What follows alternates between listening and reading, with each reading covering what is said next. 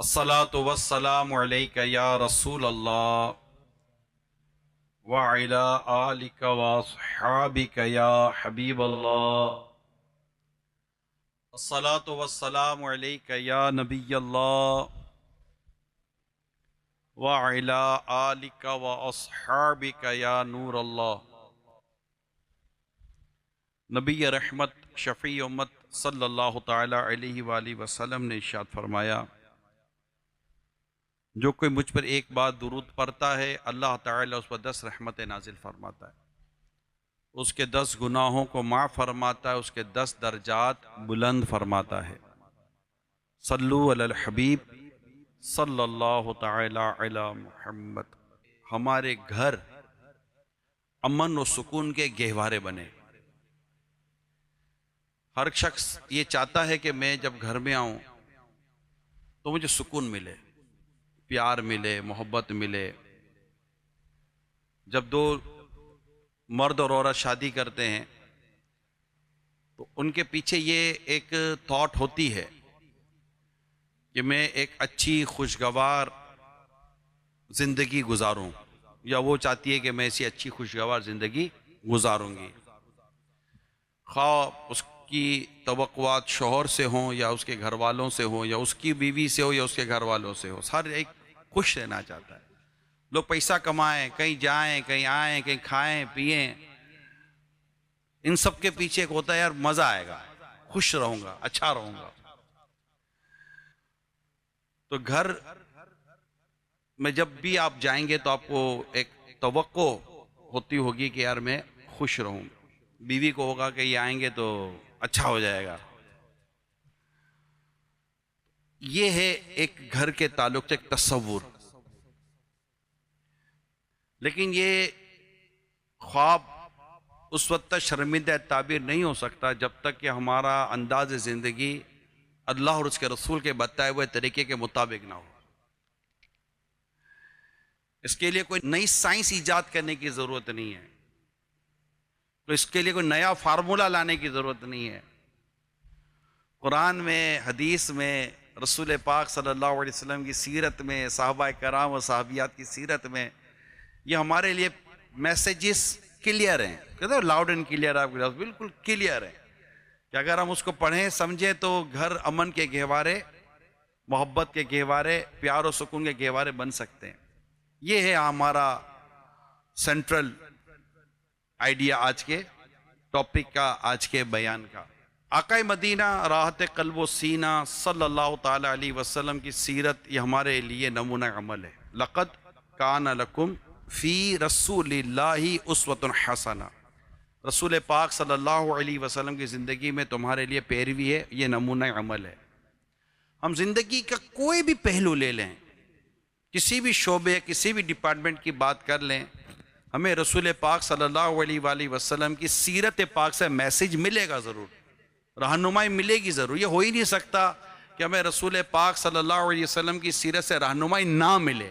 लेने वाला होना चाहिए, रहनुमाई मौजूद है। हज़रत अनस रज़ियल्लाहु ताला अन्हु फरमाते हैं कि रसूल पाक सल्लल्लाहु ताला अलैहि वसल्लम औरतों और बच्चों पर सबसे ज़्यादा रहम फरमाने वाले थे। तो ये हदीस हो गई। अब रसूल पाक सल्लल्लाहु ताला अलैहि वसल्लम का अंदाज़ मुबारक क्या था? तो रसूल पाक सल्लल्लाहु ताला अलैहि वसल्लम के मुतालिक ये बात लिखी गई है कि सरकार सल्लल्लाहु ताला अलैहि वसल्लम भी अपनी अज़वाज, बीवियां के साथ खुश तबई फरमाया करते थे, खुश मिजाजी। ये आपका अंदाज़ मुबारक हुआ करता था। बल्कि एक रिवायत में मैंने पढ़ा है कि सरकार सल्लल्लाहु ताला अलैहि वसल्लम सबसे ज्यादा खुश मिजाजी, खुश तबई अपनी अज़वाज के साथ फरमाया करते थे। सबसे ज्यादा आपने अपनी अज़वाज के साथ जो अंदाज इख्तियार फरमाया, इस अंदाज में शोहरों के लिए ये बात मौजूद है कि शोहर को अपनी बीवी के साथ कैसा होना चाहिए। ये इतना सिस्टम है ये कि हमारे घरों में हमारे जवान बच्चे भी हैं, हमारे घरों में हमारी जवान बच्चियां भी हैं। डेफिनेटली इन्होंने भी आगे शादी करनी है। बहुत इम्पैक्ट पड़ता है हमारे बच्चों की शादियों के बाद की लाइफ का हमारी करंट लाइफ पर। वो जब अपने माँ बाप को देखते हैं कि हमारे माँ बाप किस तरह जीते हैं, मेरे वालिद साहब का एटीट्यूड क्या है मेरी अम्मी के साथ, मेरी अम्मी का रवैया क्या है मेरे अब्बू के साथ, ये बच्चियों पर और बच्चों पर बहुत ही गहरा असर डालती है ये सारी चीजें। अगर ये रवैया दुरुस्त है तो इंशाल्लाह आगे इनकी जिंदगी के अंदाज बेहतर हो जाएंगे। फॉर एग्जाम्पल, कल बच्ची आती है घर पर और कहती है यूं नहीं यूं, और हम समझाते नहीं बेटी सबर करो, तो कहते अम्मी ने तो कभी किया नहीं था, अब मुझे क्यों समझा रहे हैं, आपने तो कभी किया नहीं था, मुझे क्यों समझा रहे हैं। लेकिन जब उसके सामने अपने वालिदैन की लाइफ ही एज ए मॉडल होगी तो उसको समझाना या उसको कायल करना इतना मुश्किल काम शायद नहीं होगा। ये जो किरदार है शौहर का, ये मैं आज आपके सामने थोड़ा सा डिफाइन करूंगा। सल्लु अलल हबीब सल्लल्लाहु ताला अला मुहम्मद। नबी पाक सल्लल्लाहु अलैहि वसल्लम ने इरशाद फरमाया, यानी मोमिनीन में सबसे ज्यादा कामिल ईमान वाला वो है जिसके अखलाक अच्छे हों। सबसे ज्यादा कामिल वाला कौन है? जिसके अखलाक अच्छे हों और वो अपने घर वालों पर ज्यादा मेहरबान हो। घर, आज जो हमारा टॉपिक है वो हमारा क्या है? घर। इस्लाम इबादत की बात भी करता है, रोजे की बात भी करता है, नमाज की बात भी करता है, ज़कात की बात भी करता है, जिहाद की बात भी की जाती है, सदका व खैरात की बात भी की जाती है। लेकिन घर के अंदर की बात, फैमिली लाइफ, उसके लिए डेफिनेटली एक आदत और अतवार और एटीट्यूड को बहुत दखल है, रवैयों को बहुत दखल है। इसको कहते हैं रवैया, कि आपका मेरा अपने घर में रवैया क्या है, एटीट्यूड क्या है, अंदाज क्या है। कि प्यारे आका सल्लल्लाहु ताला अलैहि वसल्लम फरमाते हैं, यानी तुम में सबसे बेहतर वो है जो अपनी औरतों के साथ सबसे ज्यादा भलाई करने वाला है और अपनी अज़वाज के साथ में तुम सबसे ज्यादा भलाई करने वाला हूं। कितना क्लियर मैसेज है। यानी तुम में से बेहतर वो जो अपनी औरतों के साथ सबसे ज्यादा भलाई करने वाला है। ठीक, अब अपना अंदाज़े पाक और अपनी आदत पाक हमारे सामने पेश की मुस्तफा करीम ने कि मैं तुम सबसे ज्यादा अपनी औरतों के साथ भलाई करने वाला हूं। और हमें चाहिए कि रसूल पाक की पैरवी करनी है, हमें अपने घर की औरतों के साथ भलाई का अंदाज इख्तियार करना है। हजरत सैयदना अमीरुल मोमिनीन उमर फारूक आजम रज़ियल्लाहु ताला अन्हु, जिनके बारे में मशहूर है कि बड़े सख्त थे, फरमाया आदमी को अपने घर में बच्चे की तरह रहना चाहिए और जब इससे दीनी उमूर में से कोई चीज तलब की जाए तो जो इसके पास हो तो उसे मर्द पाया जाए। यानी घर के अंदर कैसे रहना है यह समझाया जा रहा है। घर में बंदा शेरे बबड़ बन के नहीं रहता, ना भीगी बिल्ली बन के रहता है। घर में एक नॉर्मल आदमी होता है, पैसे वाला हो, ओहदेदार हो। लेकिन जब हम घर में जाते हैं तो कोई भी घर में चेयरमैन नहीं है, कोई भी घर में सीईओ नहीं है, कोई भी घर में सेठ नहीं है। आप बात समझ रहे? आप सेठ फैक्ट्री में होंगे, आप सीईओ अपने इंडस्ट्री में होंगे, आप चेयरमैन या सदर अपने इदारे में होंगे। घर में जब जाएंगे तो बच्चा ये नहीं बोलेगा सीईओ साहब आ गए, बच्चा बोलेगा अब्बू आ गए, भी बोलेगी ये आ गए, तुम्हारे अब्बू आ गए। वो ये नहीं पुकारे कि सेठ साहब जरा यहां आइए कि खाना तैयार है। अब आगे पीछे देखोगे किसको बुला रही है। तो घर में कोई सेठ नहीं होता, घर में कोई लीडर नहीं होता, घर में सब के सब एक बैलेंस के साथ होते हैं। उनका एक नाम है, या तो वो शौहर है, या वो वालिद है, या वो भाई है। तो अपना जो भी डेजिग्नेशन या अपनी जो भी मामला होते हैं ना, वो घर की गेट के बाहर होते हैं। गेट के अंदर की जिंदगी, गेट कमरे की जिंदगी, घर की जिंदगी चेंज होती है। तो हमें अपने घर में इसी तरह रहना चाहिए जिस तरह एक आम आदमी अपने, क्योंकि अगर आप लुत्फ उठाना चाहते हैं घर में, खुश रहना चाहते हैं घर में, तो एक आम आदमी वाली जिंदगी गुजारें और अपनी बीवी के साथ भलाई करें, उसके साथ खुश तबई करें, उसकी दिल जोई करें, उसको नाराज ना करें। अभी बात हमारी हो रही है, आप लगे बीवी को कुछ बोल ही नहीं रहा, आएगी बात थोड़ी ऐसा सब्र कीजिएगा। ये भी एक प्रॉब्लम होता है, इनको इसको समझा नहीं रहा, हमको ये समझाता है। ये भी एक प्रॉब्लम है, ये भी कहीं ना कहीं ये खराबी है, जिसकी वजह से हमारे दिमाग में ये ख्याल आ जाता है। लेकिन यह पहला टॉपिक है ही हमारा, एक नेक शख्स, बड़ा नेक सीरत शख्स की एक बड़ी नेक सीरत और नेक सूरत लड़की के साथ शादी तय हो गई। माँ बाप लड़की के बड़े खुश थे, बड़ा नेक, होनहार, परहेजगार, फरमा बरदार, मतलब बिल्कुल अच्छा नेक लड़का मिल गया, खुश थे। रुखसती जैसे करीब आई, रुखसती का जैसे वक्त करीब आया, एक दो दिन पहले या चंद दिन पहले लड़की के चेहरे पर चीचक निकल आई, चेहरे पर दाग, चेहरा बदनुमा हो गया। परेशान लड़की वाले, अल्लाह अब क्या होगा, इतना अच्छा रिश्ता, एक इतना अच्छा लड़का, इतना अच्छा घर मिला और ये तो मसला हो गया। अब इसी गौर में थे कि पता चला कि जिसके साथ निकाह हो रहा था अब उन्हें नजर नहीं आ रहा। तो लड़की उन्होंने कहा चलो नजर ही नहीं आ रहा, बराबर बराबर हो गया, ना देखेगा ना परेशानी होगी। रुखसती हो गई, शादी हो गई, 20 साल गुजर गए। कितने साल? 20 साल गुजर गए। लड़की का इंतकाल हो गया, उसकी बीवी का इंतकाल हो गया, या इंतकाल हुआ, वहां उनको नजर आना शुरू हो गया। लोगों को बड़ी हैरत हुई कि ये तो माजरा समझ में ना आया। तो फिर पता चला कि इनकी नजर गई नहीं थी, इन्हें पता चल गया था कि लड़की को चीचक निकली है। और अगर इनको पता चल गया कि मैं देख सकता हूं तो इनका दिल टूटेगा और लड़की का दिल पाश पाश हो जाएगा। 20 साल तक ये अपनी बीवी के साथ ऐसे चले कि जैसे इनको नजर नहीं आ रहा, ताकि उसका दिल ना टूटे, उसको सदमा ना हो। 20 साल, 20 ईयर, हमसे 20 मिनट बर्दाश्त ना हो, तुझे कौन बर्दाश्त करेगा? हमारे मुंह से फट करके ये निकल जाएगा, है कौन तू? लेकिन इन्होंने 20 साल कैसे सब्र किया होगा। इमाम गजाली रहमतुल्लाह ताला अलैह ने यह वाकया नकल किया। ये ईमान कामिल वाले लोग थे, नेक लोग थे। यानी मैं ये कहता हूं कि इन्होंने बीवी को भी बख्शिश का बहाना बनाया हुआ था, कि बीवी के जरिए मैं बख्शा जाऊं, मैं यार अपनी औरत के जरिए बख्शा जाऊं, ये मेरी बख्शिश का जरिया बन जाए।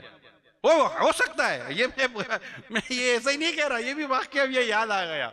एक शख्स खाना खा रहा था, नमक तेज हो गया, गुस्सा तो बहुत आया, यार नमक तेज कर दिया इसने। गुस्सा आया, थोड़ी देर के बाद ख्याल आया यार मेरे से भी भूल होती रहती है, दरगुजर कर दिया। क्या किया? दरगुजर कर, फॉरगेट, मतलब माफ कर दिया, नहीं यार छोड़ो, नहीं बात कर, नहीं बहस करता। उसका इंतकाल हो गया आदमी का। मरने के बाद किसी ने ख्वाब में देखकर पूछा, मा फ़अल अल्लाहु बिका, तेरे साथ क्या मामला हुआ? कहने लगा, मुझे यह कहा गया कि तूने मेरी बंदी पर रहम किया, हम तुझ पर रहम करेंगे, और मुझे बख्श दिया गया, मेरी बख्शिश हो गई।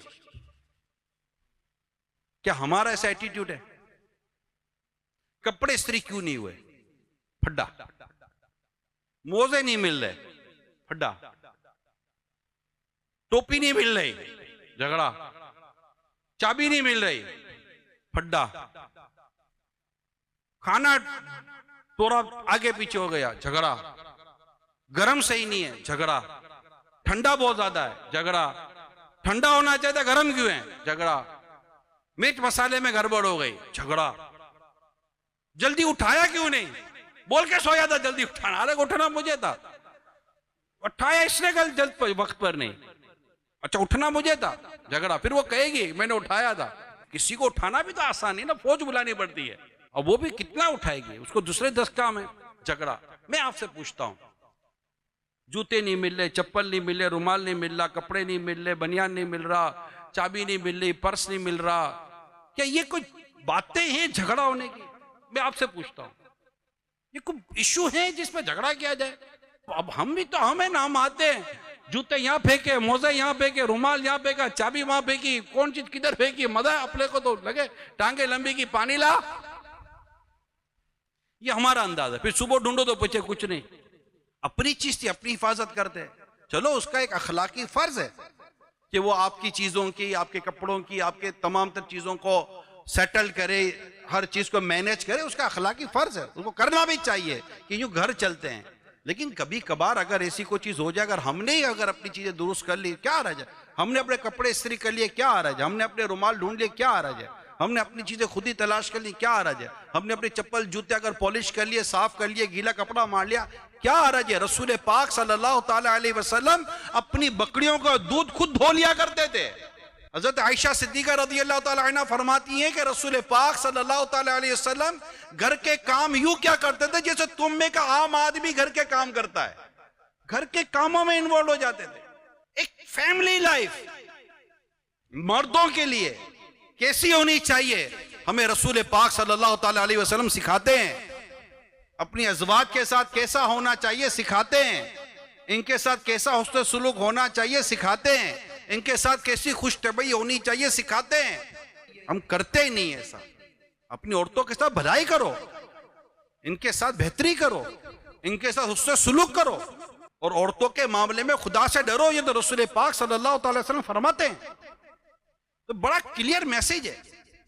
जब हम घर जाएं तो घर जाकर एक अच्छे खुशनुमा एक अच्छे अंदाज से जाएं घर पर। आप बोले मैं बहुत थका हुआ हूं, तो भाई तो वो जो घर में बैठी थी पूरा दिन आराम थोड़ी कर रही थी, वो भी थकी हुई थी। उसकी अपनी रिस्पॉन्सिबिलिटी, आपकी अपनी रिस्पॉन्सिबिलिटी है। उसका काम है जब आप घर पे जाएं तो वो आपको वार्म वेलकम जिसको आप कहते हैं, एक अच्छे अंदाज से वो आपको भले 60 साल हो गए शादी को यार, 60 साल के आदमी को दिलजोई की जरूरत नहीं होती, ऐसा तो नहीं है। बल्कि जू जू उम्र बड़ी हो जाती है हाजत बढ़ जाती है, क्योंकि अब उसको ज्यादा अलोननेस फील होगा, तन्हाई फील होगी, अकेलापन फील होगा। तो ये तो ज्यादा जरूरी है। सल्लु अलल हबीब सल्लल्लाहु तआला अला मुहम्मद। एक रिवायत में है, इरशाद फरमाया, एक दीनार वो है जिसे तुमने राह खुदा यानी हज और जिहाद वगैरह में खर्च किया। एक दीनार वो है जिसे तुमने किसी गुलाम को आजाद करने में खर्च किया। एक दीनार वो है, रकम ले लें, पैसे ले लें, माल ले लें। एक दीनार वो है जिसे तुमने किसी मिस्कीन पर सदका किया, और एक दीनार वो जिसे तुमने अपने अहलो याल पर खर्च किया। इन तमाम में सबसे ज्यादा सवाब अजर वाला वो है जिसे तुमने अपने अहलो याल पर खर्च किया। फैमिली पर, बीवी बच्चों पर जायज और हलाल और अच्छे तरीके से खर्च करना, ये सवाब है। लोग बाहर उड़ाते हैं, घर में नहीं करते। घर वालों के लिए बड़ी परेशानी होती है। तो जायज तरीके पर घर में खर्च करना ये एक अहम और जरूरी बात मैंने आपके साथ बयान की। ये लोगों को पता नहीं होता कि घर वालों पर आप अच्छी नीयत से खर्च करें, क्योंकि ये सिले रहमी भी है। रिश्तेदार है ना आपके, बीवी बच्चे रिश्तेदार हैं, ये सिले रहमी है। इन पर खर्च करेंगे तो सिले रहमी का भी सवाब मिलेगा, उससे सुलूक का भी सवाब मिलेगा। और दिल जोई बहुत अच्छी होती है। दिल जोई को समझें। फराइज के बाद सबसे अफजल इबादत मुसलमान के दिल में खुशी दाखिल करना है। सबसे अफजल इबादत क्या मुसलमान के दिल में खुशी दाखिल करें। तो मेरे इस्लामी भाइयों से पहले मेरी दरखास्त है, जो मर्द हैं, क्या कहा, मर्द हैं, मर्द वाला रहे, हिम्मत वाला होता है, हौसले वाला होता है, अथॉरिटी है, मर्द को अथॉरिटी है। उसको चाहिए कि वो घर के अंदर बहुत ही खुश मिजाजी, खुश अखलाकी के साथ रहे, बर्दाश्त के साथ रहे, इल्म के साथ रहे, नरमी के साथ रहे, बर्दाश्त करे। वो ये आपके मेरे लिए ज्यादा जरूरी है। औरत को इतने हुकूक बयान किएंगे शोहर के कि वो तो खैर अदा करते करते उसकी जिंदगी निकल जाए, लेकिन एक अखलाकी और शरई जिम्मेदारी जो हमारी सिर्फ ये नहीं है कि हम अपनी बीवी बच्चों को खर्चा दे देते हैं। इनकी तालीम, इनकी तरबियत हमारी जिम्मेदारी है। ए ईमान वालों, अपनी और अपने घर वालों की जानों को उस आग से बचाओ जिसका ईंधन आदमी और पत्थर है। हमारा काम तो अपने बीवी बच्चों की तरबियत करना है, इनको लेकर बैठना है, इनकी इस्लाह करनी है। इमाम गजाली रहमतुल्लाह ताला अलैह ने शोहर को तबीब लिखा है, डॉक्टर लिखा है, कि वो मरीज के मर्ज के मुताबिक उसका इलाज करता है। अब हमारी प्रॉब्लम यह है कि हम ये इस तरह के टॉपिक्स की प्रॉपरली स्टडी नहीं है, कुछ ना कुछ सुनी हुई होती है। ये स्टडी हमारी हो, और हम अपने जब बच्चों की शादी करें, बेटे की शादी करेंगे तो उसकी तरबियत होनी चाहिए, ताकि वो अपने घर को अच्छे तरीके से चला सके। अब चलते हैं सेकंड पार्टनर की तरफ। जोजा, बीवी, उसका किरदार वो नेक होनी चाहिए। उमर फारूक रज़ी अल्लाह ताला अन्हु का एक इरशाद पढ़ा यार, क्या फरमाता है, गौर कीजिए। लिखते, बंदा बयान करते, बंदे को ईमान के बाद, बंदे को ईमान के बाद नेक बीवी से बेहतर कोई चीज नहीं दी गई। नेक बीवी से बेहतर कोई चीज नहीं दी गई। इनमें से बाद ऐसी गनीमत है जिनका बदल नहीं। प्यारे आका सल्लल्लाहु ताला अलैहि वसल्लम ने इरशाद फरमाया, यानी चाहिए कि तुम में से हर एक शुक्र करने वाला दिल, जिक्र करने वाली जबान और नेक बीवी इख्तियार करे जो आखिरत के मामले में उसकी मददगार हो। अल्लाह के हबीब सल्लल्लाहु अलैहि वसल्लम ने शुक्र के साथ नेक बीवी का तस्करा फरमाया कि वो अपनी शोहर की इताअत करे, फरमाबरदारी करे और नेक हो। ये बीवी के लिए जरूरी है। मैं आपको एक रिवायत सुनाता हूं, इस्लामी बहनें बड़ी तवज्जो के साथ इस रिवायत को सुने। एक शख्स ने सफर पर रवाना होते वक्त अपनी बीवी से वादा लिया कि वो ऊपर वाली मंजिल से नीचे नहीं उतरेगी। इसको भी इमाम गजाली रहमतुल्लाह ताला ने नकल किया है। क्या वादा लिया? कि ऊपर वाली मंजिल से नीचे नहीं उतरेगी। निचली मंजिल में औरत के वालिद रहते थे। वो बीमार हुए तो औरत ने बारगाह रिसालत सल्लल्लाहु अलैहि वसल्लम में पैगाम भेजकर बाप के पास जाने की इजाजत चाहिए। शौहर ने मना किया था। रसूल पाक सल्लल्लाहु ताला अलैहि वसल्लम ने फरमाया, अपने शोहर की इताअत कर। क्या फरमाया? अपने शोहर की इताअत कर, उसकी बात मान। वालिद का इंतकाल हो गया, उससे फिर इजाजत तलब की तो आपने वही फरमाया कि शोहर की इताअत कर। जब उसके वालिद को दफना दिया गया तो रसूल पाक सल्लल्लाहु ताला अलैहि वसल्लम इस औरत की तरफ पैगाम भेजा कि तुम्हारे अपने शौहर की इताअत करने के सबब अल्लाह ताला ने तुम्हारे वालिद की मगफिरत फरमा दी। शौहर की इताअत, उसकी फरमा बरदारी करना। जब भी इताअत की बात आएगी ना, बात मानना, फरमा बरदारी करना, चाहे औलाद माँ बाप की या बीवी शौहर की या शौहर बीवी की, एक कंडीशन याद रखिएगा कि वो उसी वक्त होगी जबकि वो बात अल्लाह और उसके रसूल के हुक्म के खिलाफ ना हो। उसी वक्त बात मानी जाएगी। यानी शौहर अगर कहता है बेपर्दे की तो नहीं मानी जाती। तो जहां अल्लाह और उसके रसूल के हुक्म के खिलाफ अगर शौहर या माँ बाप बात करेंगे तो इताअत नहीं है। इताअत तो अल्लाह और उसके रसूल के हुक्म के मुताबिक है, उसके ताबे है। हदीस पाक में है, अगर औरत पाबंदी से 5 नमाजें पढ़े, रमजान मुबारक के रोजे रखे, अपनी इज्जत की हिफाजत करे और अपने शौहर की इताअत करे तो अपने रब की जन्नत में दाखिल होगी। इतनी वाज़ेह हदीस है। एक और हदीस सुनिए, यानी जिस औरत का इस हाल में इंतकाल हुआ कि अगर इसका शौहर से राजी था तो वो जन्नत में दाखिल होगी। अब शौहर बीवी को और बीवी शौहर को बख्शिश का बहाना बना ले। यानी शौहर इस बात से डरे कि यार कहीं इसकी वजह से मैं जहन्नम में ना चला जाऊं, इसको सता कर, इस पर ज्यादती कर कर, इस पर जुल्म कर कर, इसको ताना देकर कहीं मैं जहन्नम में ना चला जाऊं। और बीवी इस बात से डरे कि कहीं अपने शौहर की नाफरमानी करके, इसको सताकर, इससे तरह तरह की फरमाइशों के जरिए इसका दिल दुखाकर, कि बाद वक्त फरमाइशों की भी प्रोग्राम होता है, उसका फरमाइशों का एपिसोड होते हैं कि ये एपिसोड पूरा हुआ, अब दूसरी फरमाइश का एपिसोड शुरू हो जाएगा। शादी कहीं और होती है, परेशानी हमारे घर में आई हुई होती है। शादी उधर है, परेशानी हमारे घर में। उससे 7 फंक्शन रखे, 7 सूटे चाहिए, 7 जूते चाहिए, 7 कॉस्मेटिक्स चाहिए, हर तरह का हर फंक्शन का एक अलग लिबास चाहिए। अच्छा, फिर वही खानदान में दूसरे महीने एक और शादी है, वही 7 दिन का फंक्शन, 12 दिन का फंक्शन। आजकल हमारे यहाँ यही हो गया। अब उसका अभी मैं पुराने पहन के जाऊंगी? तो मेरी इसमें दरख्वास्त इस्लामी बहनों से फरमाइशें ना करें, इत्तेदाल रखें, मियाना रवि इख्तियार करें, सादगी इख्तियार करें। आजकल के हालात में तो ज्यादा परेशानी हो जाती है। ठीक है, आप कहते हैं कि है इसके पास, लेकिन अब सादगी इख्तियार करेंगी, प्रेशर नहीं डालेंगी। घर में प्रेशर, कलर करा दो, कारपेट चेंज करा दो, फर्नीचर चेंज करा दो, फ्रिज चेंज करा दो, पुराना हो गया। चल तो रहा है, पुराने तो थोड़ी, तो शोर भी तो पुराना हो गया है। हर पुरानी चीज थोड़ी छोड़ी जाती है यार। चीज तो सही है ना। जब बाज औरतें ऐसी हैं जो बड़ी किफायतशियार होती हैं, शोहर का हाथ छुट्टा होता है लेकिन बीवी का हाथ बहुत सेट होता है, उसको वो रोकती है कि ये आप क्या कर रहे हो, क्यों उड़ा रहे हो। अच्छा, शोहर का भी साथ उड़ाने की, जो भी गलत है। यहां मैं आपको हदीस सुना देता हूं। आका सल्लल्लाहु अलैहि वसल्लम फरमाते हैं, गरीबी में भी एतिदाल है, अमीरी में भी एतिदाल है, और इबादत में भी एतिदाल है। एतिदाल कहते हैं मियाना रवि, बैलेंस। अगर आप अमीर भी हैं तभी उड़ाने के लिए थोड़ी है। तो बीवी को भी चाहिए कि अपने शौहर की फर्मा बरदारी करे, इताअत करे। मैं एक रिवायत सुनाता हूं आपको, इसको भी इमाम गजाली ने लिखा है। अल्लाह के प्यारे हबीब सल्लल्लाहु ताला अलैहि वसल्लम ने फरमाया, जिसने अपनी बीवी के बुरे अखलाक, बद अखलाकी, बदतमीजी, जिसने अपनी बीवी के बुरे अखलाक पर सब्र किया, अल्लाह ताला उसे हजरत अय्यूब अलैहिस्सलाम के मुसीबत पर सब्र करने की मिसल अजर अता फरमाएगा।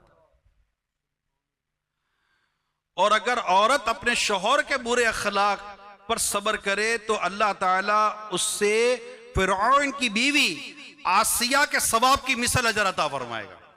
बादों का तबीयत इतनी जल्दी सुधरती नहीं है, तकलीफ की आदत होती ही होती है। बीवी भी बादों का तकलीफ दे देती है, आदत होती है, मुंह से ऐसी ऐसी बातें कह देती है कि ऐसा सर पर हड्डी होती नहीं जबान में, फिर भी दिमाग की हड्डियां तोड़ देती है। परेशानी हो जाती है, यार ये क्या बोल के चली गई। बादों का शौहर ऐसी बात कर देता है कि समझ नहीं आती कि ये कैसा बोल के चला गया। मैं 2-3 टिप्स आपको देता हूं, उसके बाद आपके सवालात। पहला, अपने घर में नेक बनकर जिए, अच्छे बनकर। आप चाहते हैं आपका घर नेकी, अमन और मोहब्बत और प्यार का गहवार हो, अपने घर में नेक बनकर जिए। बंदा बाहर तो बहुत नेक बनता है, घर के अंदर उसकी नेकी का सारा हिसाब किताब खुला हुआ होता है। खुश तबीयत के तौर पर बहुत मुश्किल बात करने जा रहा हूं। अरे आपकी बीवी आपको कह दे कि मेरा शौहर नेक है, मुश्किल, आसान नहीं है ये। दुनिया मुतासिर हो जाएगी लेकिन बीवी मुतासिर नहीं होती, बहुत मुश्किल है उसको मुतासिर करना। वो आपको नेक, अच्छा, बाअखलाक, यानी यूं आपको ये कह दे कि मैं जन्नत में भी आपके साथ रहना चाहती हूँ, हमें बाअखलाक रहकर करना चाहिए। और मैं इसलिए आपको बीवी कह रहा हूं, इसका सेट होना इतना आसान नहीं है। एक वाकया, एक बुजुर्ग थे, बड़े करामत इनकी मशहूर थी। अब बीवी का माने ही नहीं, तू कहां से नेक हो गया, माने ही नहीं। दुनिया माने उसको नेक, साहिब कराम, बीवी ना माने। एक दिन बीवी छत पर थी, उस देखा कि एक बुजुर्ग चादर पर उड़ रहे हैं, कालीन या चादर पर उड़ रहे हैं, बड़ी मुतासिर है। ये नेक आदमी देख हवा में उड़ रहा है। शोर घर आया तो तू नेक, नेक तो मैंने आज देखा है। क्यों? मैं देखा छत पर एक आदमी हवा में उड़ रहा है। नेक यूं होते हैं, करामतें ये होती हैं। आप बोलते हो मैं नेक हूं, देखा वो नेक आदमी था। बोला हाँ, अल्लाह की बंदी मैं ही तो था। वो आप थे? अच्छा, मैं बोलूं फिर क्यों बोलूं, मैं फिर बोलूं टेढ़ा क्यों उड़ रहे थे। एक और टिप देता हूं मैं आपको, एक दूसरे के वालिदैन की इज्जत करना सीखें। यानी बीवी को चाहिए कि शौहर के घर वालों की इज्जत करें, और शौहर को चाहिए कि बीवी के घर वालों की इज्जत करें, तोड़ पैदा ना करें। अच्छी बीवी वो होती है जो खानदानों को मिलाती है। अच्छी बीवी वो होती है जो बाप और शौहर में, यानी कि आपके ससुर और आपके शौहर में अगर लड़ाई है तो अपना किरदार अदा करके बाप बेटों में मोहब्बत पैदा करवाती है। अगर माँ और बेटों में जुदाई है तो वो बहू माँ बेटों में मिलाप पैदा करवाती है, ना कि जुदाई करवाती है। अच्छा, शौहर भी कहता तेरे माँ बाप ने तुझे ये सिखाया, तेरे माँ बाप ने तुझे ये सिखाया। आपको क्या हो गया? क्या आपके माँ बाप ने आपको ये सिखाया था कि बीवी को ताना दे, तंज करे, तनकीद करे? यहां तो आपका किरदार जाहिर हो रहा है, आप ही तो गलत कर। एक दूसरे के माँ बाप की इज्जत करें। एक अजीब सा चुटकुला हुआ, एक शौहर को एक अरसे के बाद याद आया ऐसे बीवी को कि माँ बाप की दावत ना करें। माँ बाप की भाई बहनों की दावत करते हैं। बीवी सेट तो थी नहीं, मर्जी आपकी, जो करना है कर लो, फला दिन बुला लो, मर्जी आपकी, बुलाना है बुला लो, ठीक है। दावत सेट हो गई, शोर घर पर आया, थोड़ी देर के बाद मेहमान आने वाले थे। कहा क्या पकाया? बोला क्या पकाया है? जो है वही है। कौन से बाहर के लोग आ रहे हैं? घर के लोग आ रहे हैं, जो हम खाते थे वो खा लेंगे। माँ बाप भाई बहन ही है ना। क्या हुआ? घंटी बजी, जैसे घंटी बजी तो वो बीवी गई दरवाजा खोलने के लिए, जैसे खोला तो इसके माँ बाप और भाई बहन दरवाजे पर खड़े थे। अम्मी अब्बू, इसके भाई बहन थे, इसकी माँ बाप थे। आप क्या दावत दी थी तो आए हैं। अंदर जाकर कहने लगी, बताया क्यों नहीं कि मेरे माँ बाप आ रहे हैं? बोला क्या हुआ, माँ बाप ही है ना, जो घर में पका है सब खा लेंगे। ये एटीट्यूड नहीं होना चाहिए। अगर आप घर चलाना चाहते तो दोनों टायरों में हवा बराबर होनी चाहिए, तो इंशाल्लाह घर चलेगा और मोहब्बतें कायम रहेंगी। तो इंशाल्लाह ये मैसेज जाएगा, घर वालों बच्चों को मैसेज जाएगा, पड़ोसियों को मैसेज जाएगा, यार रहते हैं एक दूसरे के हक अदा करें, एक दूसरे के हुकूक को समझें। इंशाल्लाह दुनिया भी अच्छी बनेगी, आखिरत भी अच्छी बनेगी। आप सवाल करना चाहें, टॉपिक आपके सामने है कि कोई भी ऐसे जहन में आपको कन्फ्यूजन हो, बयान सुनने से रिलेटेड कोई सी बात हो कि यार ये होगा तो कैसे हो जाएगा, तो सवाल करने का एक तरीका याद रखिएगा कि अगर आपको अपने बारे में सवाल करना है तो मेहरबानी करके ये ना कहिएगा कि मेरे साथ ये हो रहा है या मेरे घर में ये हो रहा है या मेरे माँ बाप के साथ ये। अगर किसी के साथ ये हो रहा हो तो, क्योंकि अपने घर का पेंडोरा बॉक्स कभी भी नहीं खोला जाता, अपने घर का भांडा कभी भी नहीं फोड़ा जाता। ये मैसेज भी लेकर जाइएगा। आपको बाहर कभी भी अपने बीवी के बारे में बात नहीं करनी चाहिए, ना बीवी को अपने शोहर के बारे में कहीं बात बाहर करनी चाहिए। दो मियाँ बीवी में बनती नहीं थी कि दोस्त ने कहा क्या सुना है तेरी बीवी के साथ बनती नहीं है, खैरियत क्या हुआ? अपने होते हैं ना लड़के पिंचात करते हैं, तो उसे कहा कि मैं गैर मर्दों के साथ अपनी बीवी की बातें शेयर नहीं करता। बड़ा गैरतमंद जवाब दिया। खैर तलाक हो गई, तो उसने कहा कि अब तो तेरी बीवी ना रही, अब तो बता क्या था? बोला गैर औरतों की बातें मैं गैर मर्दों के साथ नहीं करता। कितना अच्छा आदमी था ये। अपना अल्लाह ना करे कोई रिश्ता टूट जाए, मंगनी टूट जाए, कोई सा घर बर टूट जाए तो वही खराब थे, वही खराब थे। जब तक उन दोनों को एक दूसरे को खराब नहीं बोलेंगे इनकी इज्जत नहीं संभलती। इसका एक जुमला होता है, जब अल्लाह ना करे घर टूट जाए, ना बनती हो वगैरह वगैरह, तो एक जुमला है, ज़हनी अमांगी नहीं थी। डेफिनेट एक दूसरे की बुराइयां करने की क्या जरूरत है? अल्लाह हमारे हाल पर रहम फरमाए। तो इस तरह सवाल अगर करना चाहें तो भी इस तरह कीजिएगा। मुआशरे के अंदर जो है ना गुस्सा बहुत जल्दी आया था। गुस्सा है ना, गुस्सा चुप हो जाए। गुस्से में दिल जो है कहां से होगी? गरम पतीली पकड़ोगे अपना याद जलेगा। ये फार्मूला याद रख ले। अच्छे समझदार और तमीजदार अगर मियाँ बीवी की मैं बात करूं ना, तो अगर बीवी को गुस्सा चढ़, वो इंसान तो है ना यार, अगर वो गुस्से का इजहार करे तो शौहर को चाहिए कि खामोश हो जाए। वो सामने चुप हो जा, नहीं चुप होंगी। चुप होती है कि नहीं? नहीं चुप होंगी। तो भाई आप चुप हो जाओ यार, इतने समझदार हो तो। उसको ही चुप कराने में, अच्छा वो चीख रही है, अपने भी तो बाप के बाप है ना, अपने ज्यादा चीखेंगे। ऐसा नहीं होना चाहिए। जब पत्थर से पत्थर टकराएगा चिंगारी निकलेगी। अगर शौहर नाराज है, वो उसको कोई गुस्सा आ गया है, इंसान है हम लोग, आ जाता है, तो बीवी को चाहिए कि वो बिल्कुल खामोश होकर किनारा पकड़ ले, लड़ाई ना करे आपस में। गुस्से में अक्ल चली जाती है, अक्ल का बड़ा आगे पीछे अक्ल हो जाती है। जितने भी घर टूटे ना, तकरीबन गुस्से की हालत में टूटे।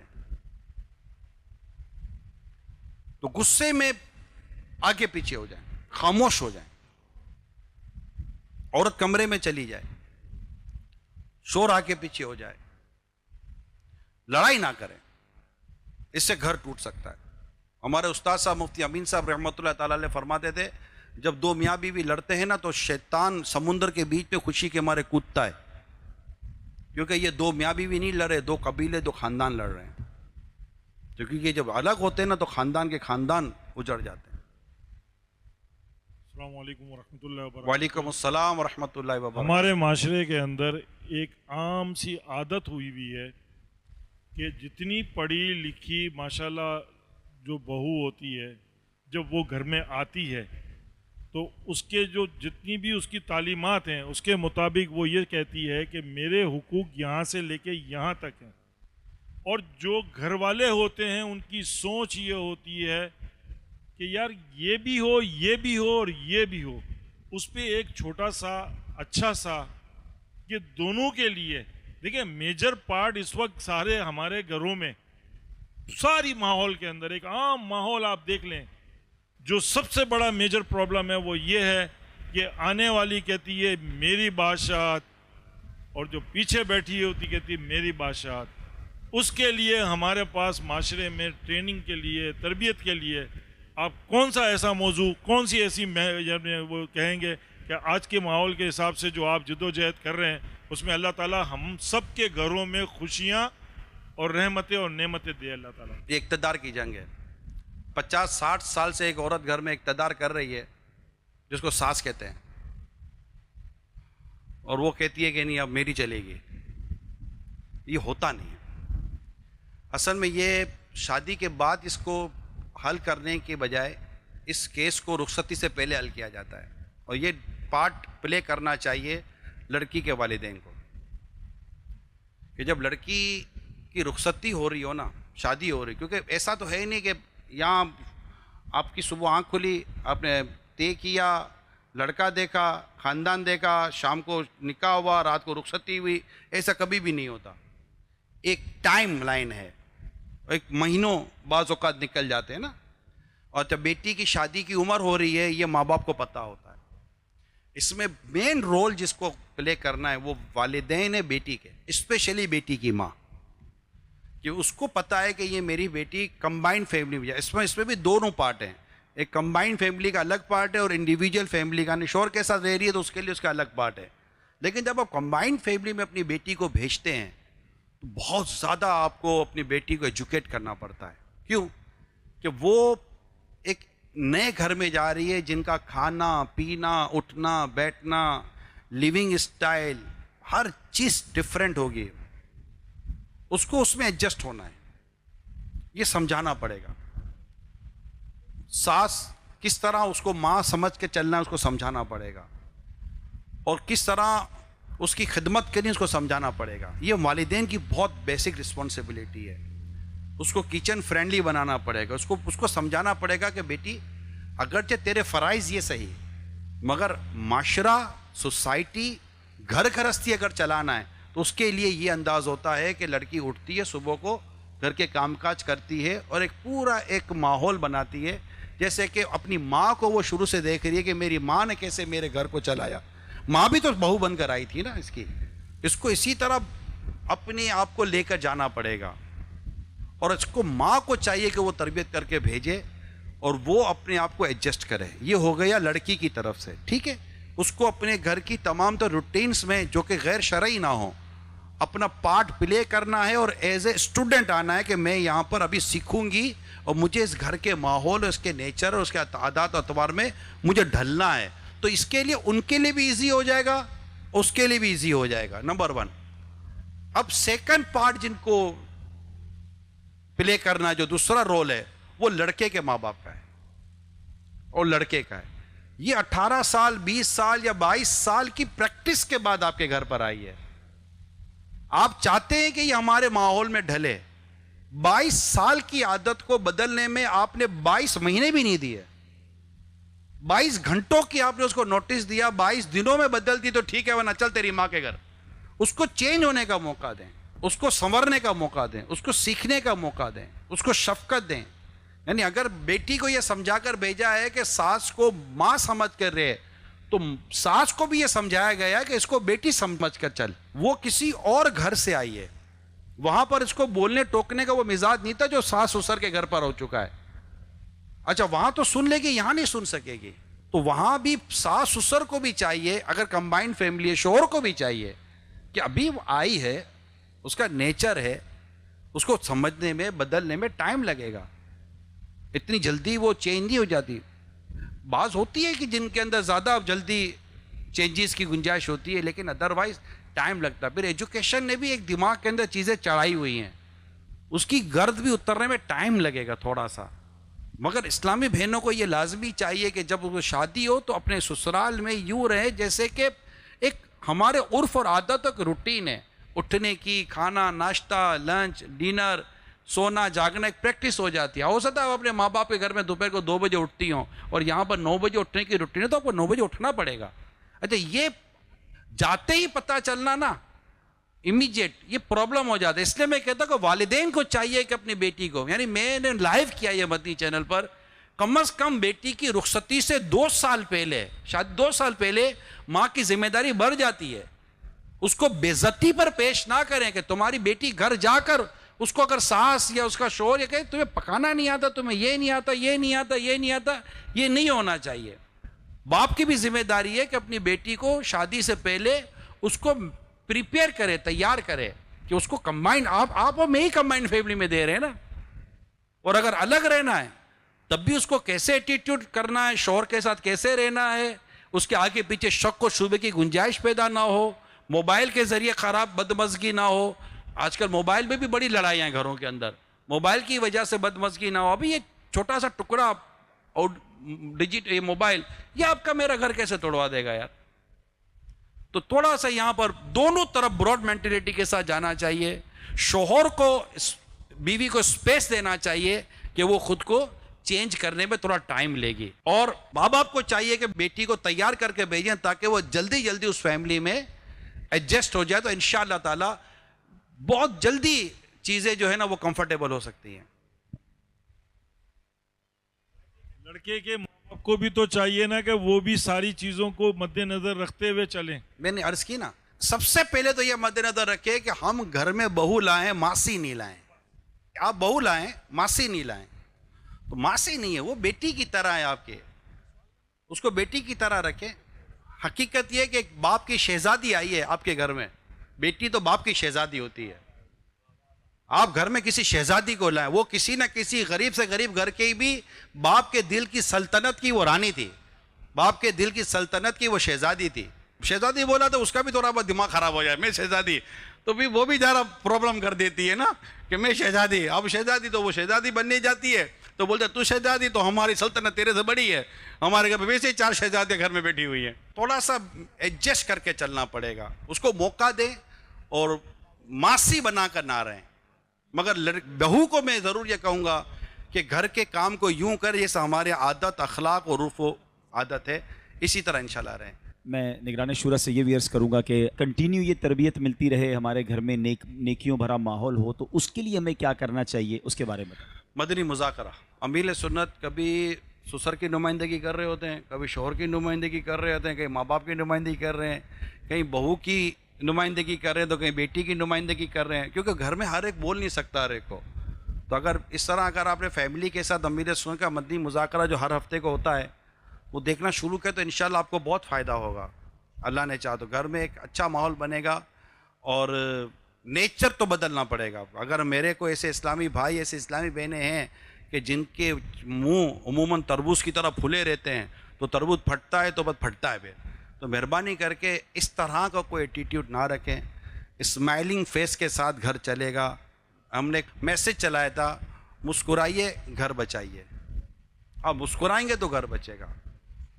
ये एक इसी तरह का मैसेज एक इस्लामी भाई की तरफ से आया है सवाल की सूरत में कि बाज़ औक़ात बीवी गुस्से में आकर ये कहती है कि मुझे तलाक दे दो, तो अब ऐसे वक्त पे शौहर को क्या करना चाहिए? सब्र करें, देरी नहीं चाहिए। उसके नहीं क्यों दे दे भाई, तलाक देने के लिए थोड़ी शादी की थी, क्यों दे दे?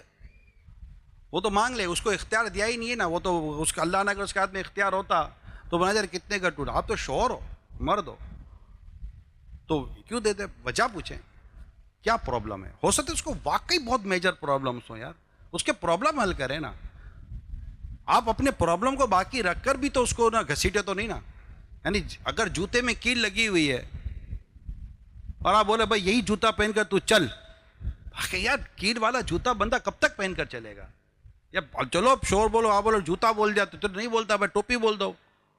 अब टोपी के अंदर भी अगर फांस लगी हुई है तो ये चुभती नहीं है कि, तो चीजें निकालें, आपस के डिस्प्यूट की वजह ढूंढें। मेरी दरख्वास्त ये है, अगर कोई ऐसे लोग बैठे हुए जिनके आपस में डिस्प्यूट है, वजह ढूंढें।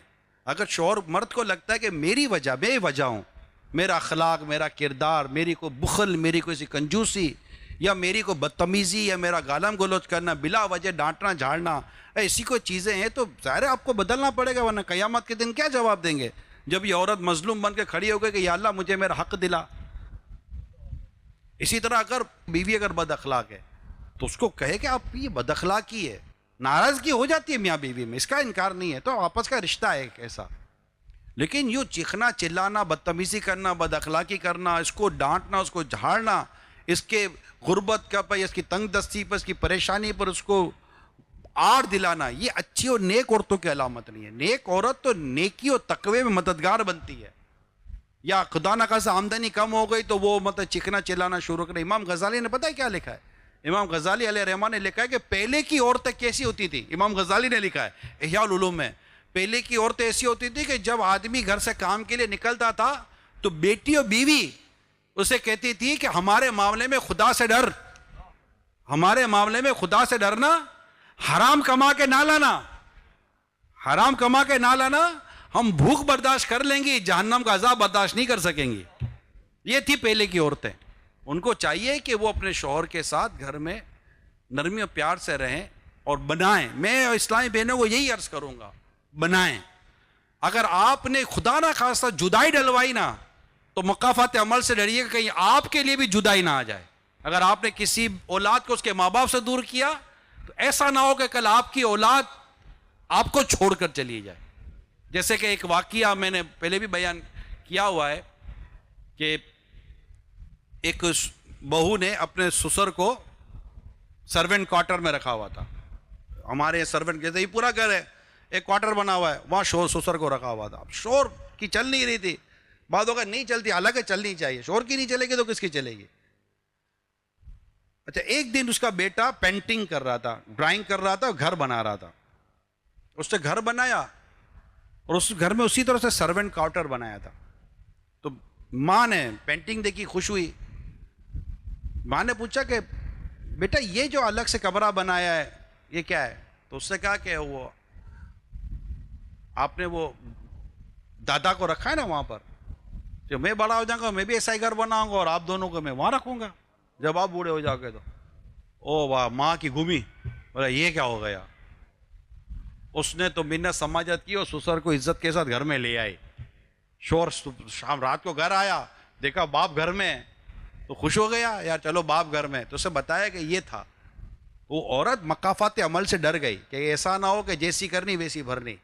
अल्लाह हमारे हाल पर फरमाए। लेडीज़ की तरफ से एक सवाल आया है कि एक फादर जिनके 3-4 बच्चे हैं, उम्र बड़ा भी है छोटा भी है, और उनकी जो वाइफ हैं वो बच्चों की तरबियत करती हैं, शौहर तो कामकाज पे जाते हैं। तो अब शौहर की उन बच्चों की तरबियत के लिए क्या जिम्मेदारी है, क्योंकि अकेली औरत बच्चों की सही तरबियत नहीं कर पाती। वो रात को टाइम दे, जब वो घर से आए ना, उसको चाहिए कि घर जब भी कामकाज से तो आएगा ना घर पर, उसको चाहिए कि अपना फैमिली टाइम रखे, घंटे 2 घंटे 3 घंटे। हम लोग क्या करते हैं कि हम लोग घर आने के बाद भी मोबाइल पे लगे रहते हैं।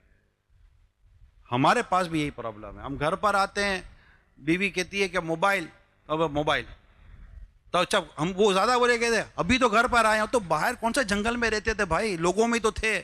अब लोगों से निकल कर घर में आए हो तो एक फैमिली टाइम फिक्स कर लें, 1.5 2 3 घंटे जो भी है। उसको भी टीवी के बैठे गुनाहों भरे प्रोग्राम में ज़ाया करने के बजाय अपने बच्चों को लेकर बैठें, इनको अल्लाह के प्यारे रसूल सल्लल्लाहु अलैहि वसल्लम के मौजज़े सुनाएं, इनको साहबा कराम औलिया कराम की करामात सुनाएं, इन्हें सीरत बयान करें, इन्हें वाक़ियात बयान करें, इनको इंगेज करें। आज आपको प्रॉब्लम है कि बेटे मोबाइल के साथ लगे हुए हैं, तकरीबन वालिदैन को ये प्रॉब्लम है कि बच्चे मोबाइल के, इनको इंगेज करें अपने साथ।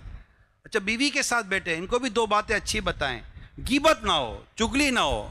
अच्छा, जो औरत ये सोचती है कि मेरा शौहर मुझे टाइम नहीं देता, बसाओं का ऐसा होता है कि उसको भी टाइम ना देना उसके लिए भला होता है। बोलो बैठूंगा तो इसने मेरे बाप की फाइल खोलनी है, मेरी माँ की फाइल खोलनी है, मेरी बहन की फाइल खोलनी है, आसपास वालों की फाइलें खोलनी है, किसी की फाइल नहीं होगी तो पड़ोसी की फाइल खोलनी है। इसके पास फाइलें इतनी है कि क्या करो। अब इसके साथ बैठता हो तो फाइलें खुलती हैं, तो इसके साथ रात को 2-3 घंटे बैठो तो गुनाह करने पड़ते हैं। तो ये फाइलें खोलना बंद करें, अपनी फाइलों पर ध्यान दें, अपने अमाल को दुरुस्त करें, इंशाल्लाह सब मदीना मदीना हो जाएगा। सल्लु अलल हबीब। एक काम ना देते हम तो लबीब भाई इनको। आज आप अभी जा रहे हैं, घरों पे जाएंगे, खाना थोड़ी सी वो प्रैक्टिस, चलो सुन ली, आप करें क्या। मिसाल के तौर पर आप घर में बैठे और आपकी बीवी ने आपको पानी दिया, जज़ाकिल्लाह, शुक्रिया, ये बोलने की आदत पैदा कर ले। हाँ जल्दी देती कहना, वो भी कहेंगी नहीं क्या हो गया, खैर तो है आज आपको। अब वो उसको कह लेने दो, 2-4 दिन उसको लगेगा कि कुछ हो गया है, वो चेकअप का भी बोलेगी। तो बोला मैं चेकअप करा कर रहा हूँ, इज्तिमा से आया हूँ। सुभान अल्लाह। ठीक है। अच्छा, इसी तरह आप फ्रूट लेके जाते हैं, आप घर में चीज़ें लेके जाते हैं, कुछ भी लेके जाते हैं, तो माशाल्लाह जब घर में लेकर आए आप, उसका काम है कि वो कहे कि माशाल्लाह जज़ाकल्लाह, अल्लाह आपको जज़ाए खैर। जब हमारा कितना ख्याल रखते हैं, यूँ मतलब कि एक दूसरे का शुक्रिया अदा करने का मैसेज लेके जाएं, ये मेरी दरख्वास्त है। यकीन माने इतनी आपको घर में राहत, आपको ये एक वर्ड से सुकून ना मिले तो कहना, एक दूसरे का शुक्रिया अदा करें। सास बहू भी कर सकती हैं आपस में, वो 4 दफ़ा करे, ज़्यादा करे। जहाँ प्रॉब्लम ज़्यादा हो वहाँ पर इलाज दवाई ज़्यादा दी जाती है, ज़्यादा करे, एक दूसरे का शुक्रिया अदा करें। अच्छा, आपको पानी पीना है, आप उठकर खुद पानी पी लें, वो कहेगी मैं कहना चुया, मुझे कह देते मैं भर के दे देती, तो आप कहेंगे नहीं मैं भर तो सकता हूँ।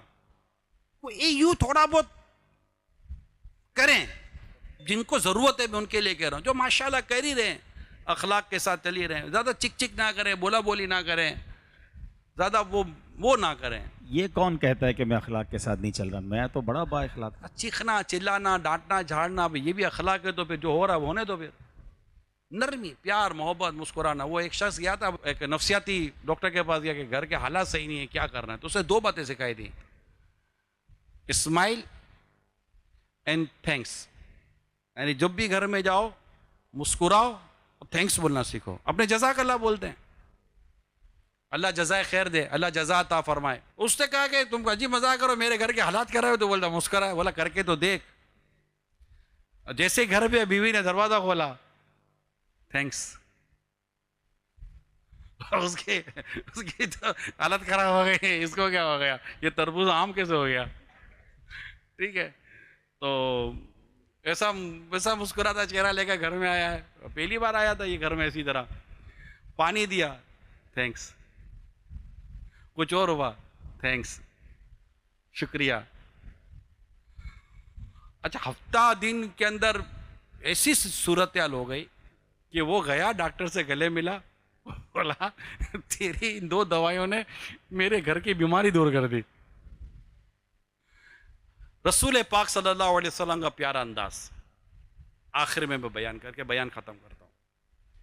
हज़रत आयशा सिद्दीक़ा रज़ी अल्लाह तआला अन्हा फरमाती हैं कि मेरे आका सल्लल्लाहु अलैहि वसल्लम को जब भी कोई पुकारता तो आप जवाब में इरशाद फरमाते लब्बैक। क्या फरमाते? मैं हाजिर हूँ, लब्बैक कहेंगे।